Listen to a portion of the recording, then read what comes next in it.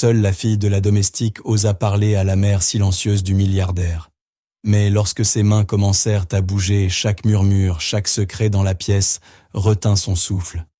On dit que le silence a un son si l'on écoute assez attentivement. Dans les vastes salons de l'hôtel particulier Beaulieu, le silence n'était pas absence. C'était du pouvoir. Personne n'osait le troubler. Personne, sauf une fillette de 10 ans, les chaussures couvertes de poussière et la lumière au bout des doigts. « Bonsoir », signa-t-elle, en langue des signes française. La femme qui n'avait pas entendu une voix depuis des décennies leva les yeux, et le monde cessa de respirer. À partir de cet instant, rien dans la famille Beaulieu, ni dans son histoire, ne sonnerait jamais plus de la même façon. Ce n'est pas seulement une histoire de richesse et de silence. C'est celle d'une langue qu'on n'entend pas, mais qui peut guérir d'un secret enfoui dans le sang et le temps réveillé par le plus petit des gestes de bonté. Et avant que je n'oublie d'où nous lisez-vous, laissez-nous un mot en commentaire. Nous aimons voir jusqu'où voyagent ces récits. Profitez bien de l'histoire. Un seul acte de gentillesse peut résonner à travers des générations. Le grand salon de réception de l'hôtel Beaulieu était une mer de bijoux étincelants et de murmures feutrés d'importance. Mais Lila, 10 ans, ne voyait rien de tout cela. Ses yeux étaient fixés sur les moutons de poussière cachés sous un lourd rideau de velours, une petite rébellion silencieuse contre ce monde parfait et poli qu'on la payait pour ignorer. L'air dans le manoir Beaulieu était différent. Ce n'était pas seulement la température réglée à un parfait 22 degrés écrart, ni la légère odeur de cire d'abeille et d'argent ancien. C'était le silence, un silence lourd, coûteux, qui s'accrochait au parquet de chêne et aux plafonds à moulures.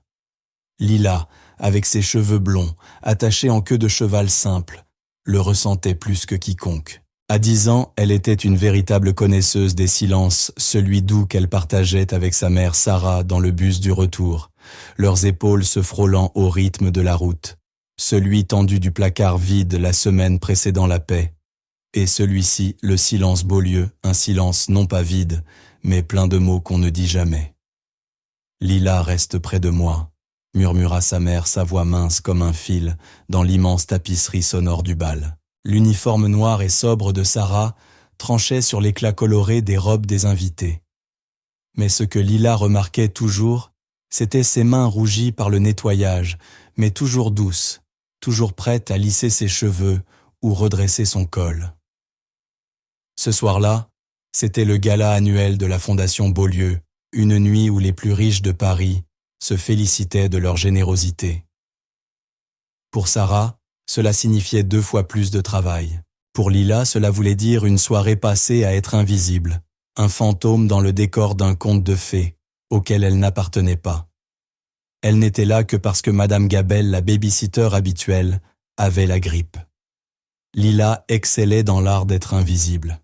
Elle avait appris à marcher sans bruit, à observer sans être vue, une compétence forgée par des années passées en marge de la vie des autres. Depuis son coin discret près du quatuor à cordes, elle observait le défilé des invités des oiseaux de paradis qui déployaient leur plumage riant d'un rire qui tintait comme les coupes de champagne. Tous gravitaient autour de Monsieur Michel Beaulieu, l'homme qui possédait ce palais, cette ville, et presque l'air qu'il respirait.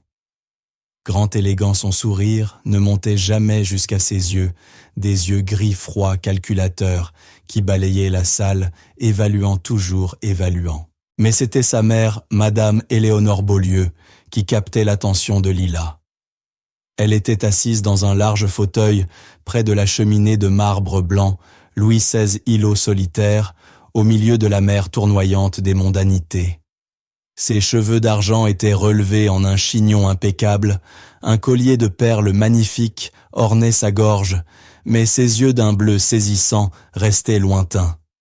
Elle regardait la fête avec un sourire poli et vide, totalement seule, au milieu de la foule. Personne ne lui parlait. On inclinait la tête en signe de respect envers la matriarche, mais personne ne s'approchait car Éléonore Beaulieu était sourde. Lila l'avait entendu dire par le personnel, une maladie d'enfance lui avait volé Louis des décennies plus tôt. Elle vivait dans un monde de silence plus profond encore que celui qui régnait sur sa demeure. Le cœur de Lila se serra pour elle, une douleur étrange et aiguë d'empathie envers une femme qu'elle ne connaissait pas vivant dans un univers si différent du sien. Un remous près de l'entrée attira soudain son attention. Un serveur, un jeune homme nerveux, au regard fuyant, venait de trébucher projetant un plateau d'amuse-bouche sur le sol. Un souffle collectif parcourut la pièce. La mâchoire de M. Beaulieu se crispa, un muscle battant dans sa joue. Le garçon devint cramoisi, balbutiant des excuses, tout en s'agenouillant pour ramasser les débris. « Faites-le sortir d'ici », dit Michel Beaulieu d'une voix basse et glaciale. 2 agents de sécurité apparurent aussitôt et escortèrent le serveur hors de la salle, sa carrière à l'hôtel Beaulieu sans doute terminée.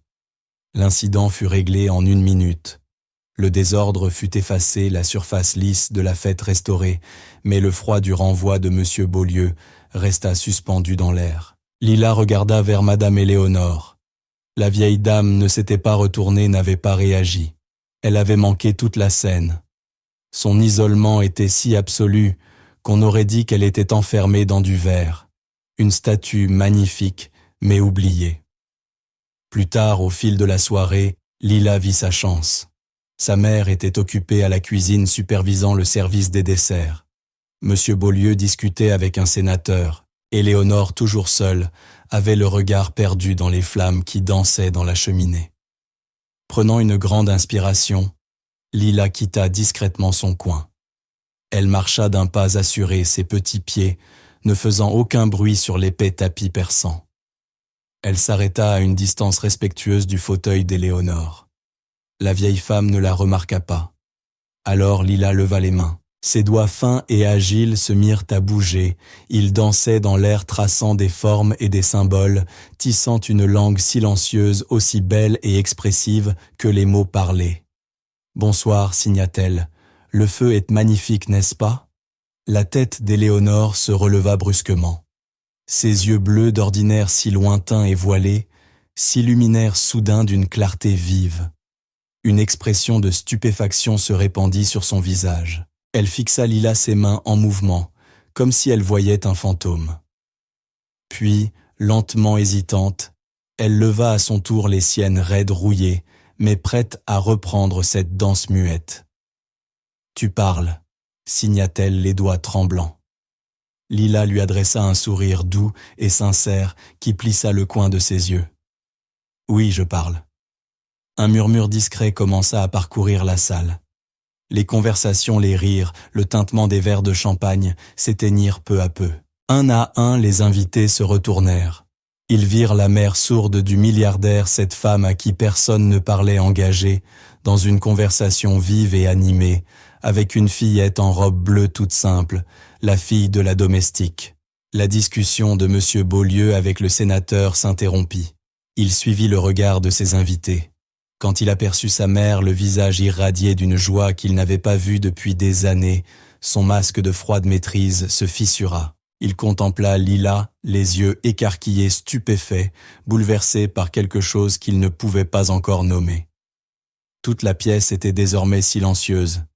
Seul crépitait le feu et le froissement des vestes des serveurs. En cet instant, la hiérarchie soigneusement établie du monde Beaulieu se renversa. Les plus puissants de Paris étaient muets, captivés par la plus petite et la plus impuissante d'entre eux, une fillette de 10 ans qui avait osé parler à celle qui vivait dans le silence. Les mains d'Éléonore bougeaient avec une assurance croissante, son visage s'animait, ses yeux brillaient. « Cela fait si longtemps », signa-t-elle une larme, traçant un sillon sur sa joue ridée. « Si longtemps que personne ne m'a vraiment parlé. » Les doigts de Lila répondirent son expression empreinte d'une empathie pure et totale. « Chacun mérite d'être entendu », signa-t-elle à son tour. Et dans la salle dorée de la Fondation Beaulieu, entourée d'une fortune si grande qu'elle en défiait l'imagination, cette vérité simple et profonde, exprimée par les mains d'une fille de domestique, stupéfia l'assemblée. C'était une vérité plus précieuse que tous les bijoux et tout l'argent réunis, une vérité qui allait changer à jamais le cours de leur vie. Michel Beaulieu sentit une sensation étrange, un resserrement dans sa poitrine, qu'il ne connaissait pas. C'était comme si le monde avait basculé sur son axe. Il avait passé sa vie à bâtir des murs, à tout contrôler son entreprise, ses investissements, son personnel, même ses émotions, avec une rigueur implacable. Mais cela, il ne pouvait pas le maîtriser.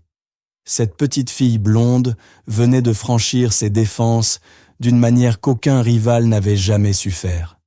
Elle avait pénétré au cœur de son univers méthodiquement ordonné et y avait créé un moment de pure connexion humaine, imprévisible et indéniable. Il observa sa mère. Les années semblaient s'effacer de son visage. Le masque poli et vide qu'elle portait en société avait disparu remplacé par une joie radieuse, sans retenue. Elle riait un rire muet, vibrant d'épaules, qu'il n'avait plus vu depuis qu'il était enfant, avant que la mort de son père ne plonge la famille dans une autre forme de silence. Elle était animée ses mains, et son visage racontait une histoire qu'il ne comprenait pas, mais qu'il brûlait de comprendre. Il se mit à marcher vers elle d'un pas lent et mesuré. La foule s'écarta pour le laisser passer une mère silencieuse, de visage curieux. Il sentait leurs regards sur lui, leurs questions suspendues dans l'air. Qui est cet enfant? D'où vient-elle? Comment connaît-elle cette langue muette qui a toujours été un mur entre lui et sa mère? Il avait essayé, bien sûr. Au début des années auparavant, il avait engagé des professeurs achetés des manuels. Il avait appris les bases, les formules de politesse. « Bonjour, comment vas-tu? Je t'aime. » Mais il n'était jamais devenu fluent. C'était un homme occupé à la tête d'un empire économique. Les conversations hésitantes et maladroites l'avaient frustré. Il était plus simple, plus efficace d'écrire des mots sur un carnet, de se reposer sur la lecture labiale, de laisser le silence s'étirer jusqu'à devenir un gouffre. Il s'était convaincu que cela suffisait. À présent, en voyant cet enfant converser avec sa mère avec une aisance si naturelle, il ressentait une honte profonde et soudaine. Il s'arrêta à quelques pas d'elle, ne voulant pas rompre le charme. Lila, sentant sa présence, se retourna vers lui. Ses yeux d'un bleu calme et limpide le fixèrent avec un sérieux déconcertant pour une enfant.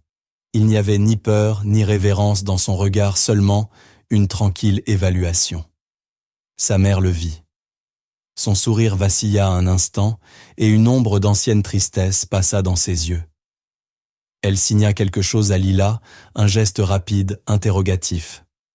Lila se tourna vers Michel. Sa voix claire et douce résonna dans le silence. « Madame Beaulieu dit qu'elle est heureuse, » dit la fillette simplement. « Elle trouve agréable de parler du jardin. Personne ne lui parle jamais du jardin. » Le jardin. Les roses de sa mère étaient légendaires. Elle y avait consacré des décennies, y versant son amour et sa solitude dans la terre. Lui, il n'y avait pas mis les pieds depuis plus de 10 ans. Il avait engagé une équipe de jardiniers professionnels pour l'entretenir, encore un geste de soin détaché de gestion distante. « Dis-lui » commença-t-il d'une voix rauque avant de se racler la gorge. « Dis-lui que je suis heureux qu'elle le soit. » Les petites mains de Lila se mirent à bouger, traduisant ces mots. Éléonore l'observa, puis signa une réponse. « Elle demande pourquoi tu n'as jamais appris à parler avec tes mains. » Traduisit Lila, son regard inébranlable. Elle dit que c'est une belle langue. La question fut un coup direct, une flèche douce, qui traversa des années d'excuses et d'auto-illusions. Ce n'était pas un reproche, c'était une question simple, honnête. Et face au regard sans détour de l'enfant, il n'avait aucune réponse, aucun mensonge, aucune esquive, aucune affaire à conclure pour se protéger. Rien que la vérité nue, inconfortable, il n'avait pas pris le temps. Il n'avait pas jugé cela assez important. « Je » balbutia-t-il, sentant une chaleur inhabituelle lui monter au cou. « J'étais occupé. » Au moment même où les mots sortirent de sa bouche, il sut combien il sonnait creux. Occupé. Il l'avait toujours été. Occupé à bâtir un héritage pour une famille à qui il parlait à peine. Occupé à accumuler une fortune pour un fils qui hériterait d'un monde de richesse, mais d'un legs de silence. Lila traduisit son excuse dérisoire. L'expression d'Éléonore n'était ni en colère, ni déçue. C'était un regard de compréhension, une acceptation maternelle triste, presque plus difficile à supporter que le blâme. Elle signa à nouveau lentement avec gravité. « Elle dit qu'elle sait », murmura Lila. « Elle dit que ton père aussi était un homme occupé. » Et voilà le cœur de tout cela. Son père, titan de l'industrie bâtisseur du groupe Beaulieu, avait lui aussi été un homme de peu de mots. Sa présence emplissait la maison d'un silence imposant, écrasant. Michel avait passé sa vie à vouloir lui ressembler, à être digne de son héritage, à mériter l'approbation d'un homme qui n'était plus là pour la donner. Et ce faisant, il était devenu lui. Il était devenu un fantôme dans sa propre demeure, un étranger pour sa mère. Le silence fut enfin brisé par quelques applaudissements hésitants. Cela commença avec une personne puis une autre, jusqu'à ce que toute la salle soit emplie du son des mains qui se rencontrent. On n'applaudissait pas le milliardaire ni le succès de sa fondation. On applaudissait un moment d'humanité pure, imprévue, authentique. On applaudissait une petite fille qui venait de leur rappeler à tous le pouvoir simple et bouleversant de la communication. Michel Beaulieu regarda Lila, la regarda vraiment pour la première fois. Elle n'était pas seulement la fille de la domestique. Elle était une force de la nature vêtue d'une simple robe bleue. Elle était la clé qui venait d'ouvrir une porte dans son cœur dont il ignorait l'existence. Et il sut avec une certitude qui le fit trembler jusqu'au plus profond de lui-même que cette soirée extraordinaire n'était que le commencement. Il devait en savoir plus sur cet enfant. Il devait comprendre comment une fillette de 10 ans avait maîtrisé une langue qu'il avait lui-même abandonnée, comment elle avait perçu la solitude de sa mère, alors que lui l'avait ignorée. Et une petite voix en lui troublante lui soufflait que les réponses seraient bien plus complexes et étonnantes qu'il ne pouvait l'imaginer. La fête se termina comme toutes les fêtes. Les invités partirent leur voiture luxueuse, ronronnant dans la nuit, laissant derrière eux un parfum de jasmin et la légère ivresse du champagne. Le personnel commença le travail silencieux et méthodique de remise en ordre, effaçant toute trace des festivités. Mais quelque chose dans l'atmosphère de l'hôtel Beaulieu avait irrévocablement changé. Le silence était toujours là, mais il avait perdu sa lourdeur, il semblait plus léger, presque porteur d'espoir.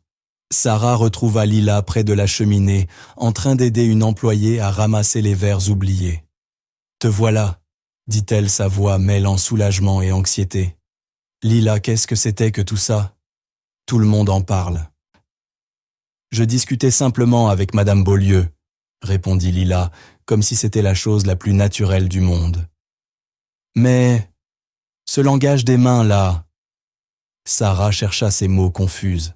« Ça s'appelle la langue des signes française maman, » corrigea doucement Lila. « Je l'ai apprise dans un livre. » Sarah la fixa interdite.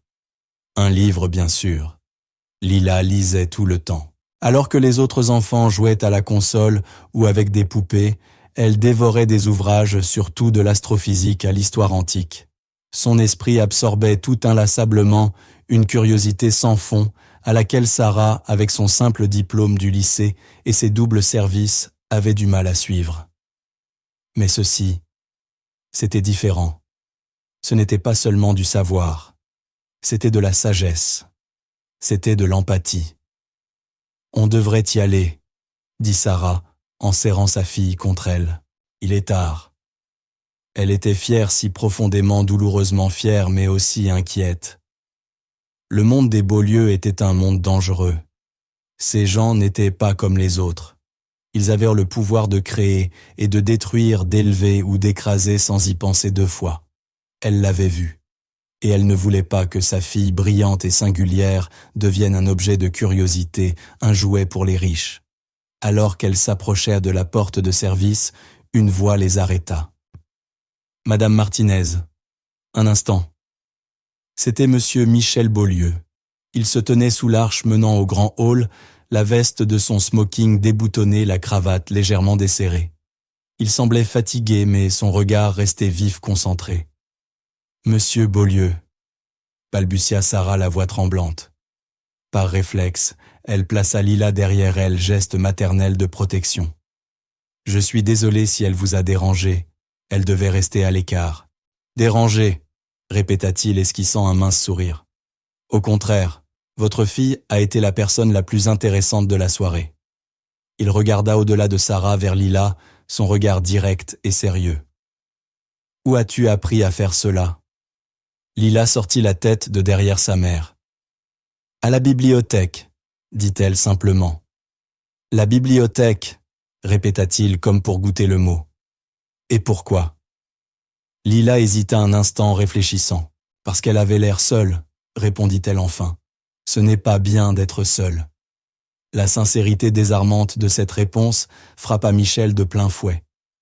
Il resta silencieux un long moment, son monde soigneusement construit, se réarrangeant autour de cette vérité inattendue.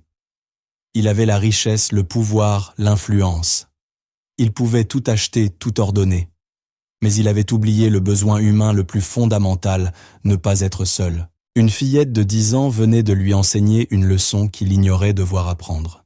« Je souhaiterais engager votre fille », dit-il soudain d'un ton ferme et décidé. Les yeux de Sarah s'écarquillèrent. « L'engager, monsieur, c'est une enfant. Elle doit aller à l'école, pas au travail. » Il leva une main apaisant. « Pas pour travailler, pour tenir compagnie à ma mère. 1 heure ou 2 après l'école. Elle serait comme une tutrice, une partenaire de conversation. » Son regard se fit plus doux. « Je vous paierai bien sûr généreusement.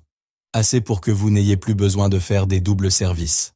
Assez pour que vous puissiez être à la maison quand elle rentre de l'école. » Sarah resta muette. C'était une offre qui pouvait changer leur vie, une sortie du combat quotidien, de la fatigue, de la survie, mois après mois. Mais cela signifiait aussi laisser sa fille s'enfoncer plus profondément dans ce monde qui brillait à la surface, mais recelait une froideur dure et tranchante. « Je ne sais pas, » balbutia-t-elle. « S'il vous plaît, » dit Michel. Et ce mot venant de cet homme puissant, si dépouillé de toute autorité, résonna plus fort qu'un ordre. « Votre fille a offert à ma mère ce soir un cadeau que je n'ai pas su lui donner depuis 30 ans. Elle l'a rendue heureuse. » Il baissa les yeux vers Lila, et pour la première fois depuis longtemps, un vrai sourire simple et sincère atteignit ses yeux. « J'ai le pressentiment qu'elle a encore beaucoup à nous apprendre. » Ainsi fut-il décidé. Lila, la fille de la domestique, devint la compagne de la mère sourde du milliardaire. C'était un arrangement étrange, sans précédent, dont tout Paris parla pendant des semaines. Mais dans les pièces baignées de soleil de l'hôtel Beaulieu, à l'abri des regards indiscrets et des langues venimeuses du monde extérieur, quelque chose de remarquable commença à se produire. Une amitié naquit. Un pont fut construit au-dessus d'un gouffre de silence. Et une fillette à l'âme ancienne commença à déverrouiller les secrets enfouis au cœur de la famille Beaulieu depuis des générations. En le faisant, elle découvrirait qu'elle aussi portait un secret, un héritage bien plus puissant et extraordinaire que quiconque n'aurait pu l'imaginer. Les premières semaines du nouvel emploi de Lila s'installèrent dans une routine calme et apaisante. Chaque jour après l'école, une élégante voiture noire, la même qui conduisait M. Beaulieu à ses bureaux du boulevard Haussmann, l'attendait devant la grille. Le chauffeur, un homme bienveillant prénommé Arthur, toujours souriant, ganté de blanc immaculé, lui ouvrait la portière comme à une jeune invitée d'honneur. Au début, les enfants de l'école la dévisageaient, leur visage collé aux vitres de la classe, chuchotant et pointant du doigt. Mais Lila, avec son calme tranquille, n'y prêta aucune attention. Son monde s'élargissait d'une manière que ses camarades ne pouvaient pas comprendre. Elle et Madame Éléonore passaient leurs après-midi dans le jardin d'hiver, une vaste verrière remplie de plantes exotiques où flottait l'odeur de la terre humide et des orchidées en fleurs. C'était la pièce préférée d'Éléonore, un sanctuaire vivant qu'elle avait cultivé comme son refuge silencieux. Là, entourée de vie, elle conversait pendant des heures, un ballet muet de mains et d'expressions, un univers à elle seule. Lila apprit qu'Éléonore avait grandi à la campagne, enfant sauvage, courant pieds nus, grimpant aux arbres et connaissant le nom de toutes les constellations. Elle avait rêvé d'être astronome, de tracer les cartes du ciel. Mais une fièvre à l'âge de 12 ans lui avait volé son ouïe et avec elle ses rêves. Son monde s'était rétréci, devenu un espace d'écho étouffé et d'incompréhension frustrante. On l'avait envoyée dans une école spéciale où on lui avait appris à lire sur les lèvres et à parler une voix plate et creuse qu'elle-même ne pouvait entendre. La langue des signes à l'époque était découragée, jugée comme un handicap visible. Alors, elle l'avait rangée au fond de sa mémoire, avec ses rêves d'étoiles. Mon mari Robert signa-t-elle un après-midi, le regard perdu fixé sur un oiseau de paradis, à la crête flamboyante. C'était un homme bon brillant, mais bruyant. Sa voix, sa présence remplissaient chaque pièce. Après que j'ai perdu Louis, il ne savait pas comment être silencieux avec moi. Le silence le mettait mal à l'aise. Les mains de Lila bougèrent doucement, son visage empreint d'une sagesse d'enfant, d'une pureté bouleversante. Le silence peut être beau. Il faut juste apprendre à l'écouter. Éléonore la regarda, un lent sourire sincère se dessinant sur son visage. En 80 ans, personne ne lui avait jamais dit une chose pareille. Tous voyaient dans sa surdité un manque, une absence. Cet enfant, elle y voyait une autre manière d'être, une autre langue de l'âme. À son tour, Lila ouvrit son propre monde à Éléonore. Elle lui parla de sa mère, de leur petit appartement propre et lumineux, qui sentait toujours le savon et la cannelle. Elle raconta les histoires des livres qu'elle lisait, ses mains virevoltant, pour mimer les chevaliers courageux, les princesses rusées, les savants découvrant de nouveaux mondes. C'est au cours d'une de ces séances que le savoir extraordinaire de Lila se révéla pour la première fois. Éléonore tenait sur ses genoux un vieux livre relié de cuir, un recueil de poèmes. Elle montra une ligne, le front plissé. C'était du latin. Amor vincit omnia, signa-t-elle ses doigts, dessinant laborieusement les mots étrangers. Je me souviens que mon père disait souvent cela. Je n'ai jamais su ce que cela voulait dire.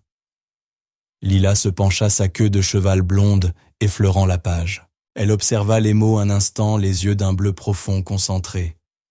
L'amour triomphe de tout, signa-t-elle sans hésiter. Éléonore la fixa immobile. Tu connais le latin, Lila, hocha simplement la tête comme si ce n'était pas plus surprenant que de savoir faire ses lacets.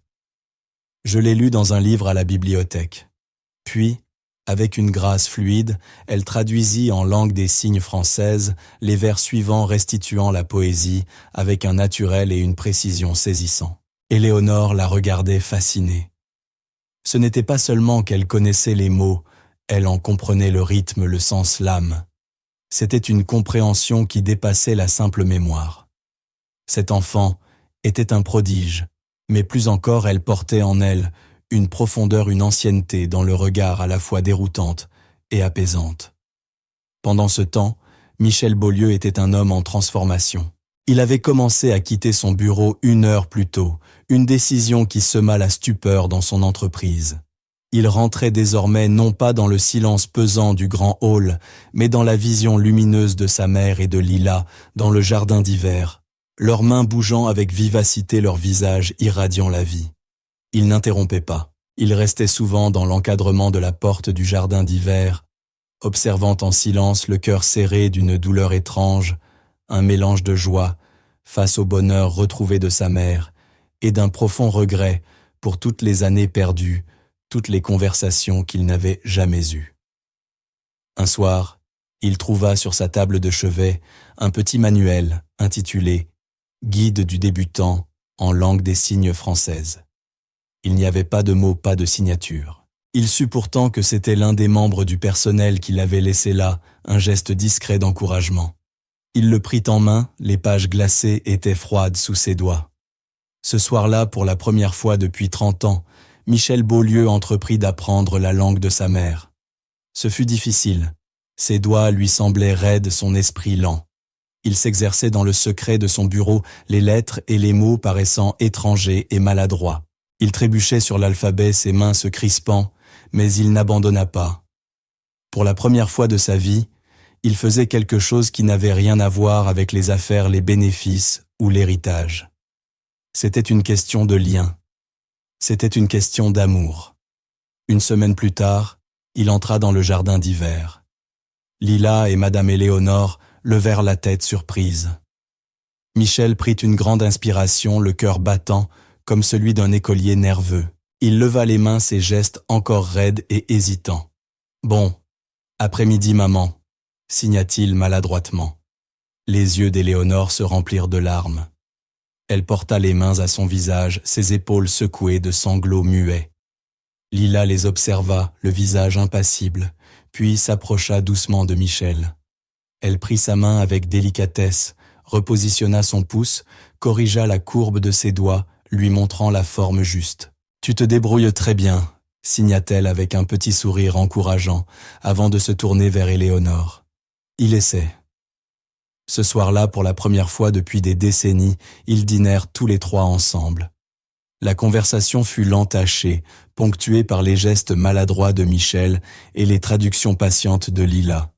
Mais c'était une conversation. Le silence lourd et luxueux de l'hôtel Beaulieu s'était transformé en une langue nouvelle, une langue d'effort de pardon, d'une famille qui timidement retrouvait le chemin les uns vers les autres. Les changements dans la maison Beaulieu ne passèrent pas inaperçus. Le personnel habitué à des années d'une tristesse muette sentit une légèreté nouvelle dans l'air. Il y avait désormais des rires d'abord timides, puis plus fréquents. Le silence oppressant se retirait comme une marée sombre. Mais tout le monde n'en était pas réjoui.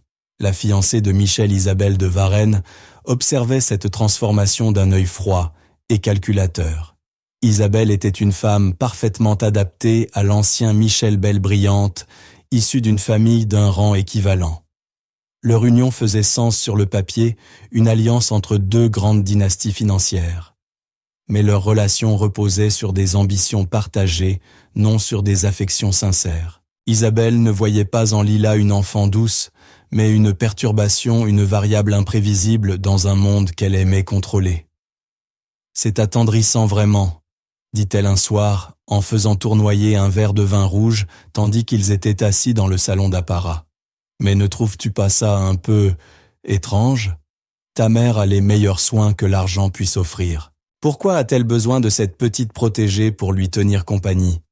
Ce n'est pas une œuvre de charité, Isabelle, répondit Michel, la voix plus tranchante qu'il ne l'aurait voulu. Et elle ne fait pas que lui tenir compagnie, elle nous apprend. T'apprends quoi exactement ? Ricana-t-elle. À agiter les mains, Michel, sois sérieux. Tu diriges un groupe international. Tu n'as pas le temps pour ces élans sentimentaux.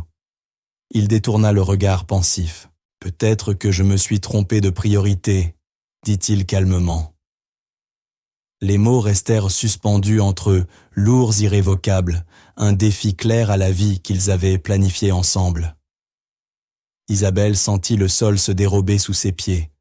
Elle n'aimait pas ce changement. Le conflit éclata quelques semaines plus tard. La famille Beaulieu possédait un cabinet privé, une pièce ressemblant à un musée, rempli d'objets anciens et de reliques familiales. C'était autrefois le sanctuaire de Robert Beaulieu, et Michel l'avait conservé exactement comme son père l'avait laissé. Sur une étagère haute derrière une vitrine de verre, reposait une collection de décorations militaires, dont une légion d'honneur héritée d'un passé glorieux. Ces décorations avaient appartenu au grand-père de Michel, le général Jacques Beaulieu, un héros légendaire de la Seconde Guerre mondiale. Un après-midi, Lila et Madame Éléonore feuilletaient de vieux albums de famille. Éléonore pointa du doigt la photo d'un homme au visage carré en uniforme impeccable. « Mon père », signa-t-elle. « Jacques. C'était un grand homme, un héros. » Lila regarda la photographie, la tête penchée, puis tourna les yeux vers le cabinet privé. « Ces médailles sont là-dedans », demanda-t-elle. Éléonore hocha la tête, une ombre de tristesse traversant son visage. Michel garde la pièce fermée. Il dit que c'est pour préserver les souvenirs, mais je crois qu'il lui pèse trop. Plus tard dans la journée, tandis qu'Éléonore se reposait, Lila errait dans les couloirs et se retrouva devant la lourde porte de chêne du cabinet. Comme sa grand-mère l'avait dit, elle était verrouillée. Mais Lila remarqua un détail, une petite clé presque invisible était posée sur le haut du chambranle. Le geste d'un fils qui voulait garder le monde à distance, sans toutefois se résoudre à jeter la clé. Poussée par la curiosité, Lila prit la clé, ouvrit la porte et se glissa à l'intérieur. La pièce était sombre, l'air saturé d'une odeur de cuir et de vieux papier. La lumière du jour peinait à filtrer à travers les lourds rideaux de velours. Et là, sur le mur, trônait la vitrine. Lila se hissa sur la pointe des pieds, ses doigts suivant la surface du verre qui protégeait la Légion d'honneur, la plus haute distinction du pays. Elle ne se contentait pas de regarder la médaille, elle la lisait.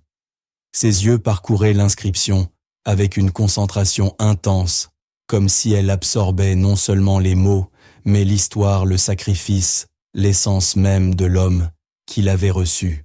« Que fais-tu ici ?» La voix était tranchante, glaciale.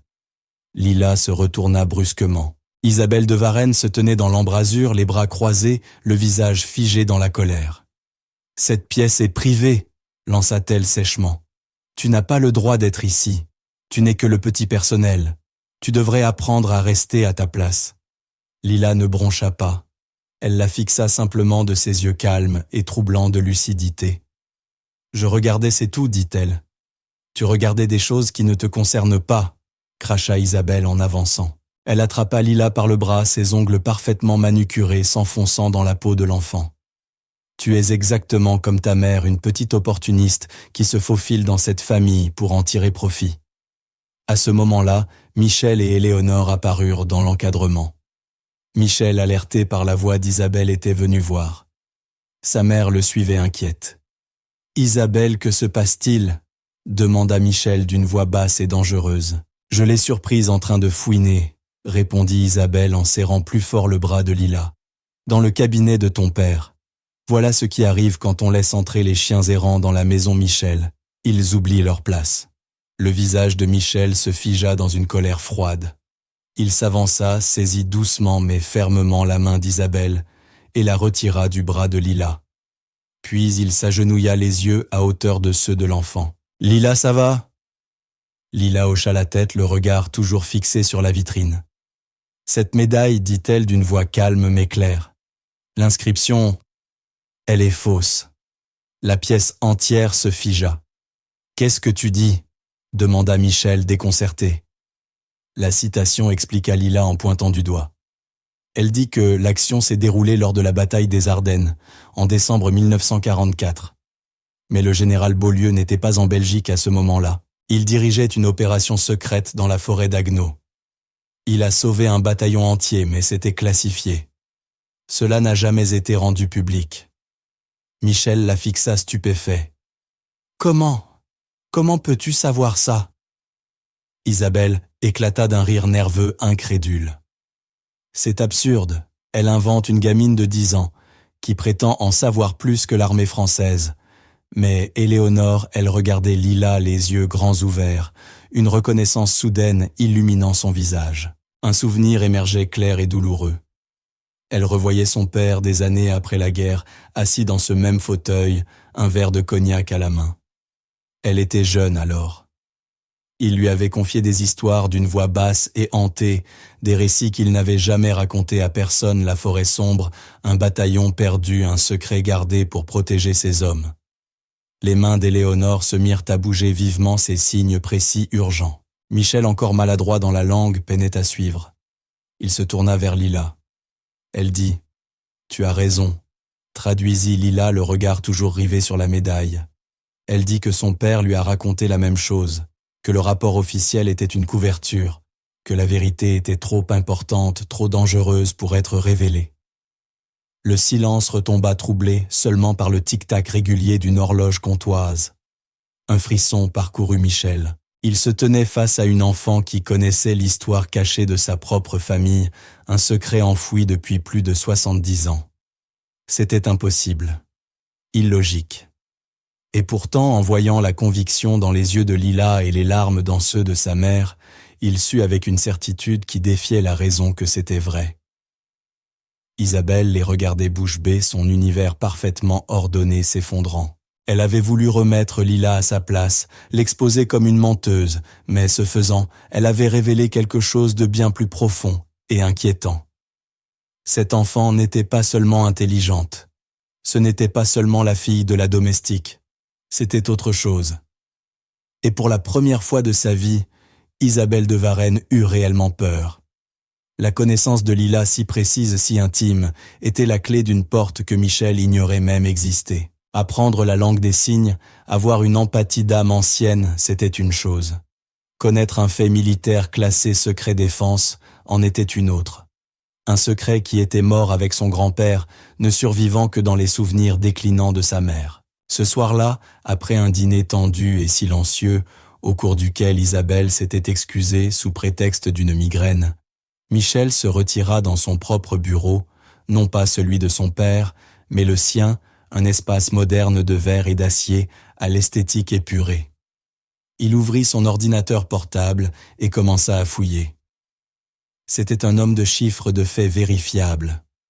Il passa des heures à croiser les archives militaires, les rapports déclassifiés, les historiques de régiments. En surface, l'histoire officielle tenait le général Jacques Beaulieu était un héros de la bataille des Ardennes. L'inscription sur sa Légion d'honneur correspondait parfaitement aux archives publiques. Mais Michel savait lire entre les lignes. Il mobilisa ses contacts, passa quelques coups de fil discrets à Paris et à Bruxelles, à des hommes dont les familles devaient des faveurs au Beaulieu. Il leur demanda de chercher des anomalies, des dossiers scellés, tout document relatif au service de son grand-père durant l'hiver 1944. Les jours devinrent une semaine. Un fragile armistice s'installa dans le manoir. Isabelle restait froide, distante, observant Lila d'un œil à la fois soupçonneux et inquiet. Lila, elle ne semblait pas affectée. Ses après-midi avec Éléonore se poursuivaient paisiblement, îlot de sérénité, au milieu d'une tempête silencieuse. Elle parlait de fleurs et d'étoiles, de souvenirs d'enfance et de rêves d'avenir. Le secret de la forêt d'Haguenau restait partagé comme un serment sacré. Une soirée pluvieuse. Michel reçut un appel. C'était son contact, un général 4 étoiles, à la retraite, désormais membre du conseil d'administration d'un grand groupe d'armement. Michel. La voix du vieil homme était rauque prudente. Tu as bien fait de me demander. J'ai dû remuer ciel et terre usés de faveurs que je gardais pour mes petits-enfants. Mais j'ai trouvé quelque chose. Michel se pencha les jointures blanchies par la tension. Quoi donc? Un dossier fantôme, classé secret défense, sous une directive de 75 ans. Le sceau a expiré il y a 2 ans, mais personne ne l'avait jamais rouvert. Il s'agit d'un rapport de mission, Opération Sapin d'hiver forêt, d'Haguenau, novembre 1944. Le général fit une pause. Ce fut un désastre. Tout le bataillon fut encerclé, coupé du reste des troupes. On les a crus morts.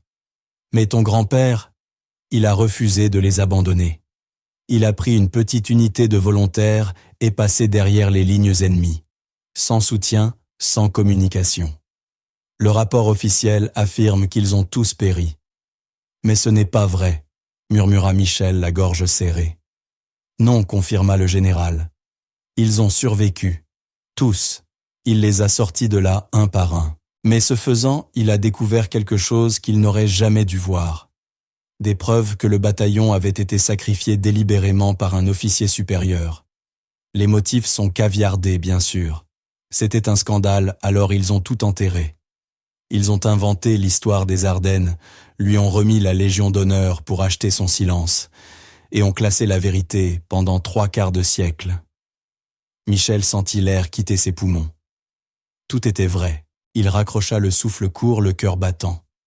Puis il quitta son bureau et marcha jusqu'à la bibliothèque. Lila était là, blottie dans un large fauteuil, un épais livre ouvert sur les genoux. Elle leva les yeux à son approche, ses prunelles bleues, d'un calme presque ancien. Comment demanda-t-il un seul mot chargé de 1000 questions? Comment savais-tu, Lila, Lila?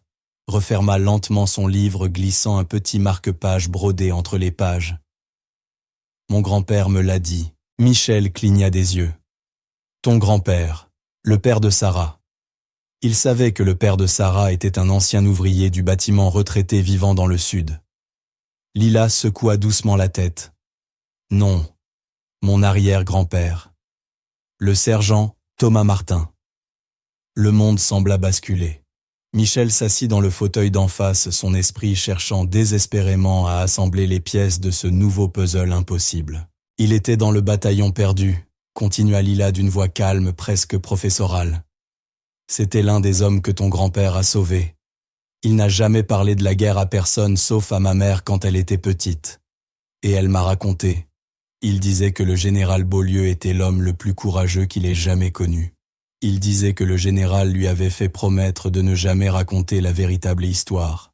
Il disait que ce secret garderait sa famille en sécurité. Une fille de domestique, une arrière-petite-fille d'ouvrier, et la descendante d'un soldat dont la vie avait été sauvée par le grand-père de Michel 70 ans plus tôt, dans une forêt glacée d'Alsace.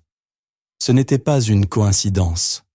C'était une connexion, un fil d'histoire et de destin tissé entre deux familles, à travers les décennies et les classes sociales, les menant toutes deux à cet instant précis dans cette même pièce. Lila leva les yeux vers lui, son regard direct vibrant d'une lumière tranquille. « Mon arrière-grand-père a fait un don au tien, dit-elle doucement. Le don de son silence. Et en retour, ton grand-père lui a donné un don bien plus précieux, celui de la vie. » Elle le fixa longuement. Son regard était celui d'un enfant, mais sa présence d'une gravité ancienne. Parfois, les dettes les plus importantes sont celles dont on ne parle jamais. Michel resta sans voix. Il pensa à son grand-père, ce héros sévère et lointain des photographies. Il l'avait toujours perçu comme une légende, un mythe. À présent, il voyait un homme qui avait dû faire des choix impossibles, qui avait porté le poids d'un terrible secret. Et pour la première fois, Michel sentit un lien profond, une compréhension intime qu'il n'avait jamais connue auparavant. Il regarda Lila, cet enfant extraordinaire qui portait l'histoire de sa famille, non comme un fardeau, mais comme une vérité tranquille, simple. Elle n'était pas venue à l'hôtel Beaulieu pour chercher une récompense ou une reconnaissance. Elle était venue parler à une vieille femme solitaire simplement parce que c'était la chose juste à faire. Elle avait honoré la dette silencieuse de sa famille, non pas par des mots ou des exigences, mais par un acte de grâce. Le lendemain, Michel convoqua une réunion de famille. Ils n'étaient en que 4 dans le grand salon. Michel, sa mère Lila et Isabelle, pâle nerveuse. Michel prit la parole d'une voix posée. Il leur raconta toute l'opération sapin d'hiver, le camouflage de la vérité, le courage discret de son grand-père, et l'histoire du sergent Thomas Martin.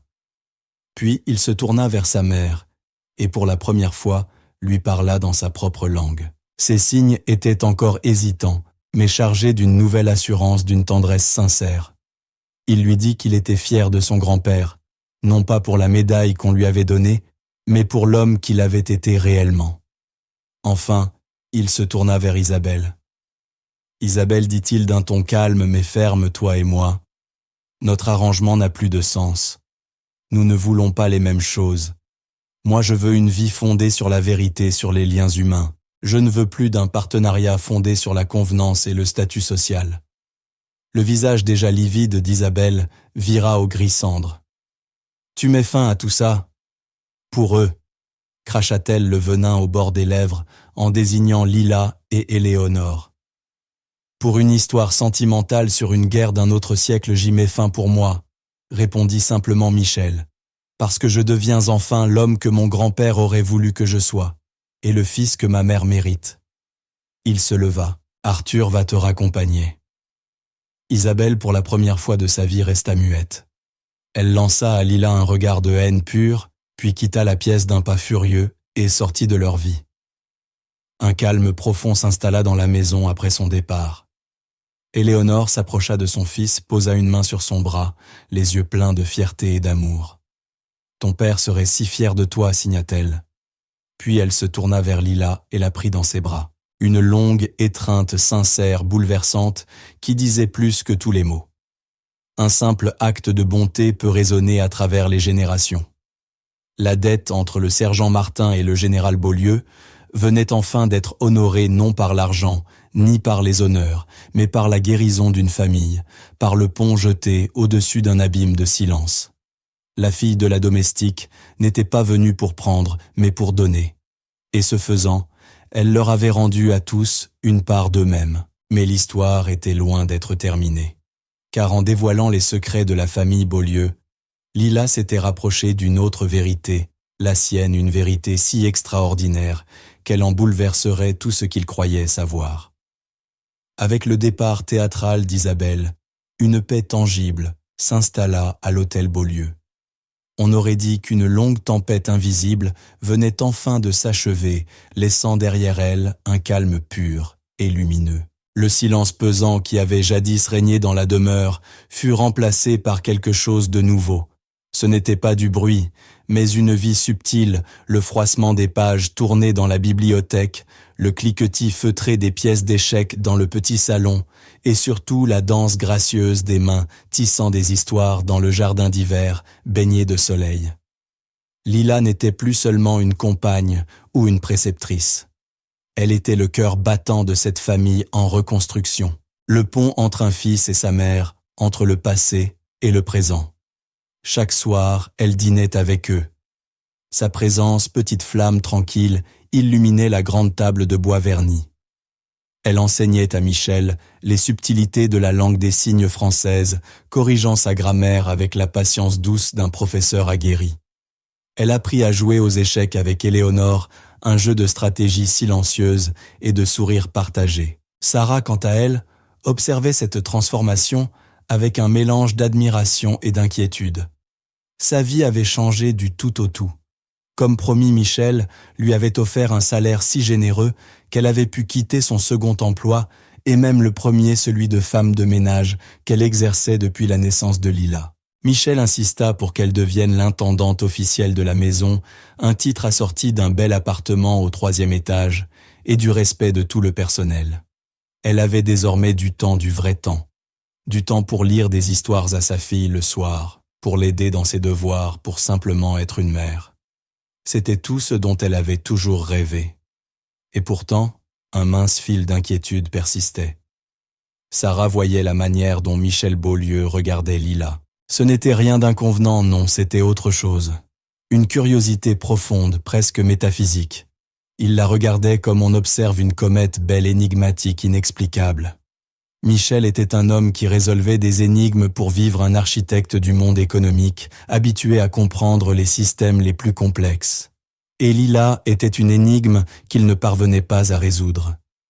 Un samedi après-midi, Michel la trouva dans l'ancien cabinet de son père. La pièce n'était plus verrouillée. Elle était devenue un lieu de mémoire partagé et non plus un tombeau scellé. Lila ne lisait pas. Elle se tenait debout devant un grand globe terrestre ancien, son petit doigt suivant une trajectoire invisible à travers les continents pâlis par le temps. « Tu planifies un voyage ?» demanda Michel d'une voix douce, tout en signant les mots avec une aisance de plus en plus naturelle. Lila leva les yeux et sourit. « Pas encore, signa-t-elle. Je regarde les endroits dont j'ai lu les histoires. » Son doigt s'arrêta sur un minuscule point perdu au milieu du Pacifique. « Voici l'île de Henderson, » expliqua-t-elle. « C'est l'un des endroits les plus isolés du monde. Personne n'y vit, mais c'est là qu'on trouve la plus grande densité de déchets plastiques sur Terre. Les courants marins y charrient des détritus venus de milliers de kilomètres et tout finit sur ces plages. » Michel fronça les sourcils. « Je n'en ai jamais entendu parler. C'est un lieu triste, » poursuivit Lila, son expression s'assombrissant. « Un endroit magnifique que les humains ont détruit sans même y mettre les pieds. C'est un rappel que tout est lié, qu'il n'est pas nécessaire de voir les conséquences de ses actes pour qu'elles soient réelles. » Michel resta silencieux. Il s'approcha de son bureau, sortit son téléphone et tapa le nom de l'île. L'écran se remplit d'articles et de photographies, confirmant chaque mot de la fillette, un désastre écologique bien documenté, mais méconnu du grand public. Ce n'était pas le genre de choses qu'une enfant de 10 ans connaissait, ni même à laquelle elle s'intéressait habituellement. « Où as-tu lu ça, Lila ?» demanda-t-il intrigué. Lila haussa les épaules. Dans une revue de géographie, je crois. À la bibliothèque. Mais il ne s'agissait pas seulement de géographie. C'était tout. Un jour, elle expliquait les principes de l'intrication quantique avec une clarté déconcertante. Le lendemain, elle identifiait à la simple écoute une cantate rare de Bach diffusée à la radio. Elle parlait des événements historiques, non pas comme de choses apprises, mais comme de souvenirs comme si elle les avait vécus. La question de comment elle savait tout cela devint une douce obsession pour Michel. L'histoire de son arrière-grand-père, il la comprenait un récit magnifique, plein de destin et de rédemption. Mais cela n'expliquait pas tout, ni le latin, ni la physique avancée, ni les faits écologiques obscurs. Poussé par le besoin de comprendre ce miracle qui avait surgi dans sa vie, Michel fit quelque chose qu'il jugeait à la fois nécessaire et coupable. Il engagea un détective privé, non pas pour surveiller Lila, mais pour comprendre son histoire. Il voulait tout savoir sur le sergent Thomas Martin et sa famille. Il sentait qu'il le devait à Lila comme à son propre grand-père. L'homme qu'il engagea était discret, un ancien officier de la DGSI nommé David Chun, spécialiste des recherches historiques et généalogiques, le meilleur dans son domaine. Michel lui remit les seules informations dont il disposait. Thomas Martin, sergent de l'armée américaine, pendant la Seconde Guerre mondiale, membre du bataillon perdu dans la forêt d'Agneau. Pendant que Chun commençait ses recherches, la vie au manoir suivit son cours paisible. Le lien entre les trois âmes, Éléonore, Michel et Lila, se renforçait. Grâce à Lila, Éléonore reprit contact avec le monde. Elle recommença à inviter quelques amis à prendre le thé à rire, à signer avec assurance. Le silence s'était transformé en chaleur.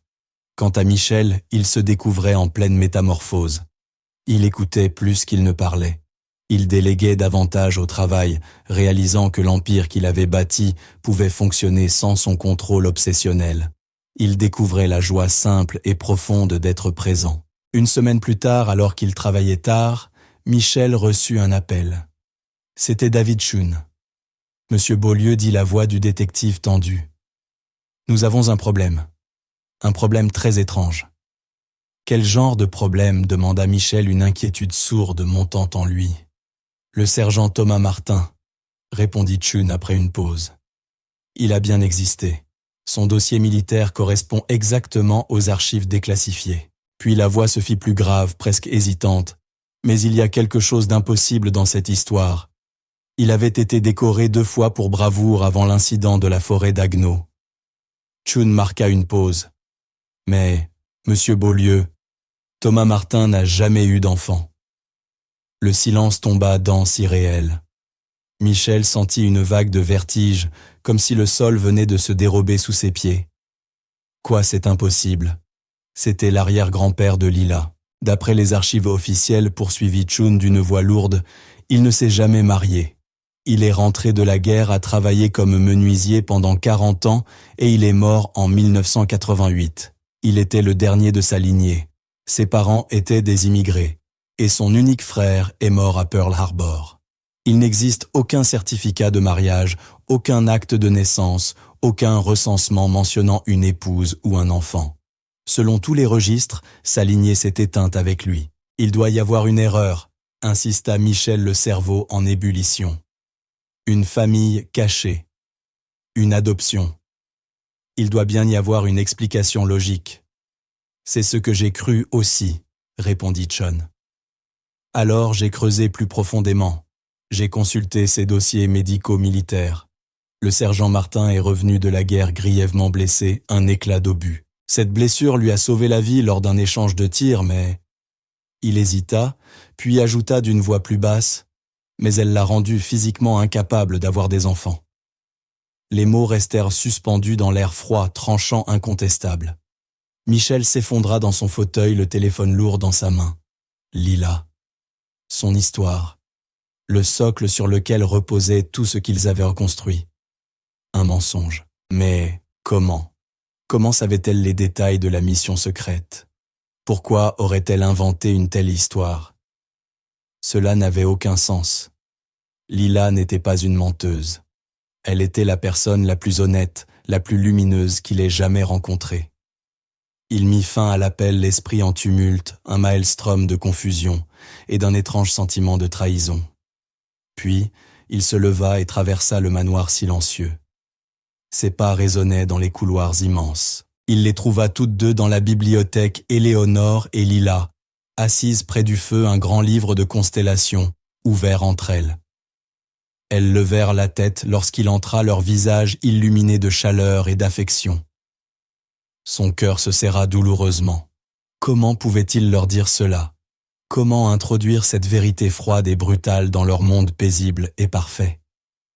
Il regarda Lila, ses yeux clairs et intelligents, son sourire calme, presque intemporel. Une enfant qui connaissait les secrets des étoiles, les recoins cachés de l'histoire. Une enfant qui, selon toutes les données disponibles, ne devrait pas exister. L'énigme de son existence venait de devenir infiniment plus complexe. Elle n'était pas la descendante de l'homme que son grand-père avait sauvé. Elle était autre chose.